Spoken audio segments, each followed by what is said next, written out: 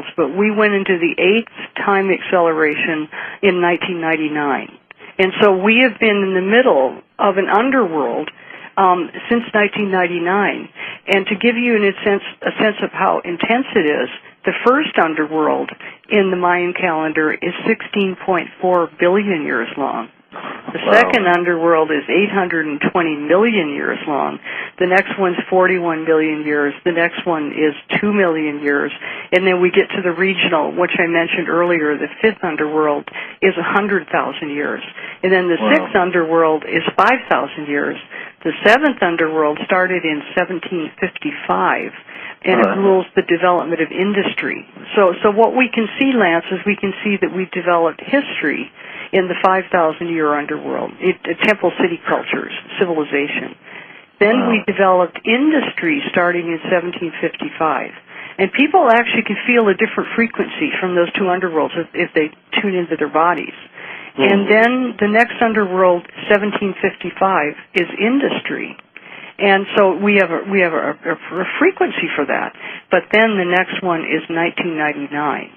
And so when we look at the underworld that we're in the middle of right now, the galactic underworld, what this underworld has been all about is technology.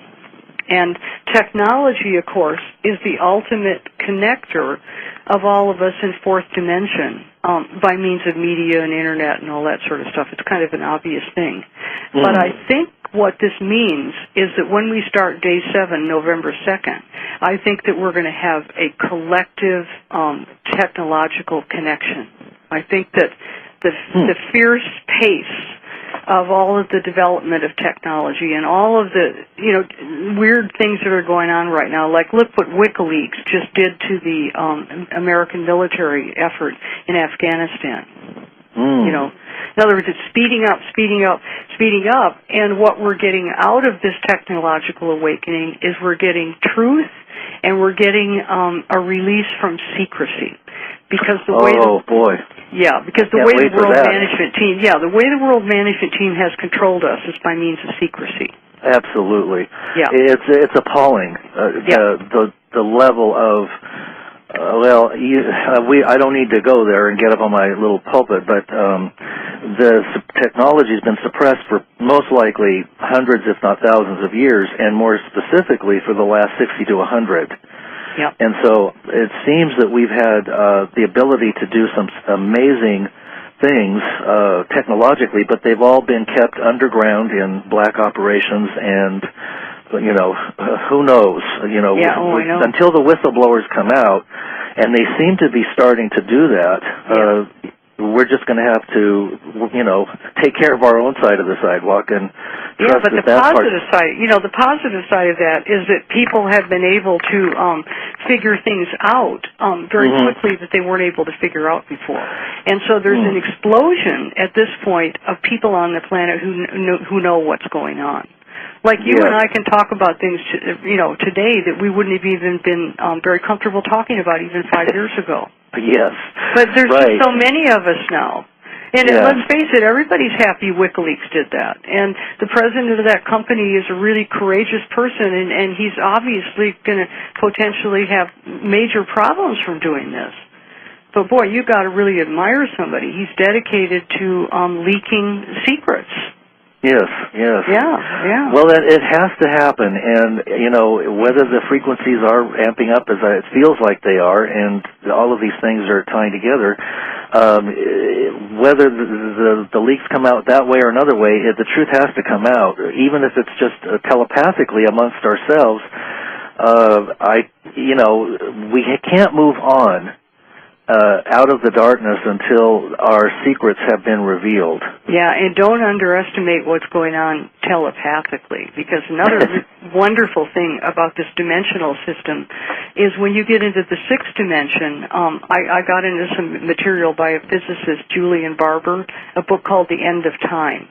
And Julian Barber is the person who has given us the science for the sixth dimension in terms of physics. We also have cymatics and we have sound theory and stuff like that. But what Julian Barber has proven, and this is by means of hardcore mathematical calculations, he has proven that the sixth dimension is a geometrical region of consciousness, and that it holds intelligence, and that this is in, if you remember from reading it, this is called Platonia, and this is the realm of triangle land. And, and in that dimension, the really outrageous thing about Julian Barber, he just died last year when he was 90 years old. Unfortunately, he's gone.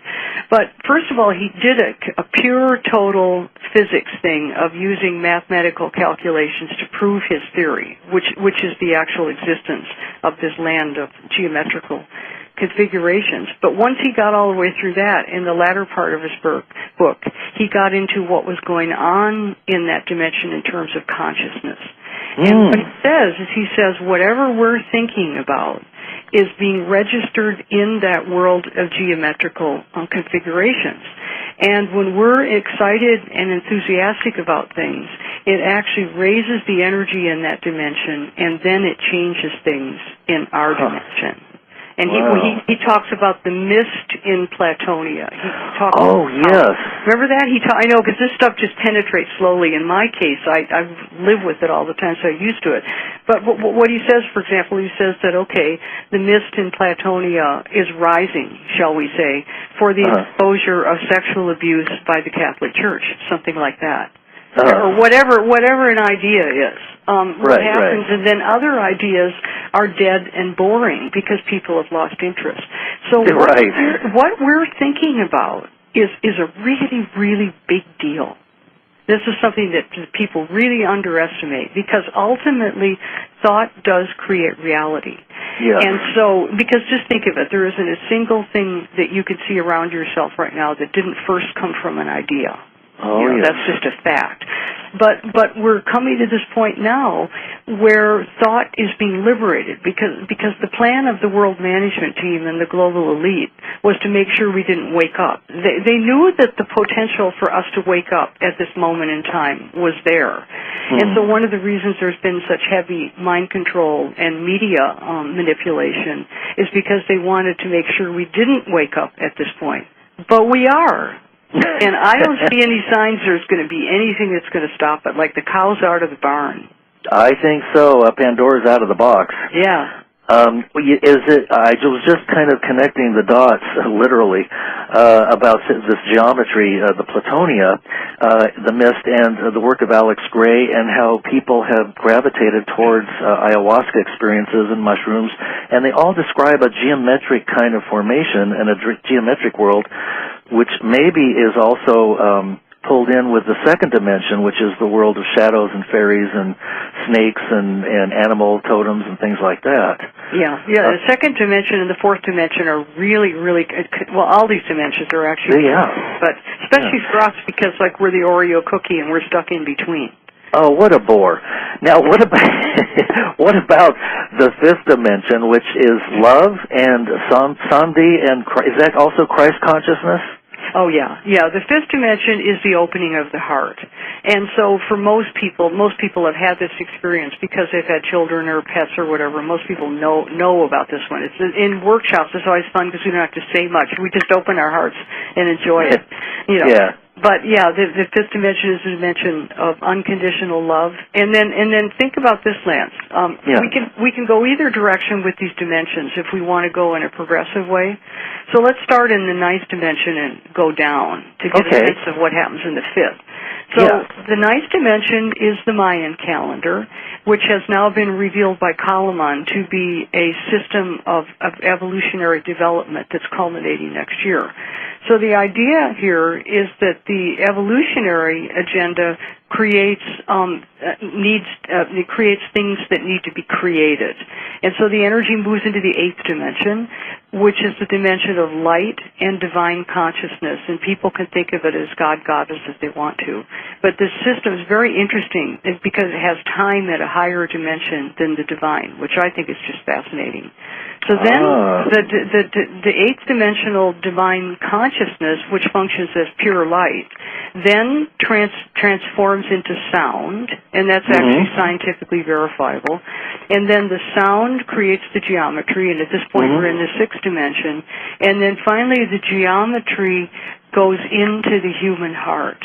And this is one of the most beautiful things about this teaching, because we can open our hearts and go the other way. And then what happens is the energy in our hearts expands and expands and expands into geometry and then into sacred sound. You can go either way. But this system is literally saying that these higher dimensions finally resolve in the human heart. And then finally, there we are in the third dimension with unconditional love. And one of the hard things about writing this material is you could make a case for just stopping at the fifth dimension. Because that's all you need. You know, that's absolutely true. Any spiritual tradition will tell you if you just open the heart, nothing else matters. Right. But, you know, but being a Western intellectual, those upper dimensions are really cool. Aren't they, though? Yeah, I know. So Eastern, like I'm going to be teaching in India in October, and I think that's going to be an extremely interesting experience because they mainly focus on opening the heart. And so I'm going to have to really work with them to help them see how this information even empowers the strength of opening the heart, because I believe it does. Oh, absolutely. There's no question about it. And then conversely, you can see how opening the heart is the key to the higher dimensions, because without the heart, you don't have access. That's right. And so, those who are hard-hearted with no conscience probably are not able to access the higher dimensions, at least not the positive aspects of them. Yeah, I was going to say, unfortunately, we know from what I would call black magic and kind of people working with those kinds of levels, we know for sure that people can play around with these higher dimensions without their hearts open. In fact, you almost could say that that would probably be the best definition we could come up with regarding the elite and the world management team. Mm-hmm. You know what I mean? Because they're playing around and they're using all these forces. Like, for example, how could somebody with an open heart use HAARP technology? That's HAARP. And there's a lot of evidence here that HAARP triggered the Haiti earthquake. And I'm sure you've heard some of this information. There are a lot of credible scientists who detected the frequencies and stuff like that regarding the earthquake in Haiti. Whenever there's a major earthquake or anything devastating, I just assume now, whether it's 911 or, a tornado or whatever, that it's something that has been created by the world management team. Yeah, and I think that's true probably most of the time, but I wouldn't say all of the time. You know what I mean, but I think it is very, very frequently. And how could anybody with an open heart create an earthquake in Haiti? And it's, because it's obvious, the suffering. But more than that, the Haitian people are really, really beautiful people. Oh, yeah. Incredibly patient, loving people, and they have to bear this. It's just unbelievable.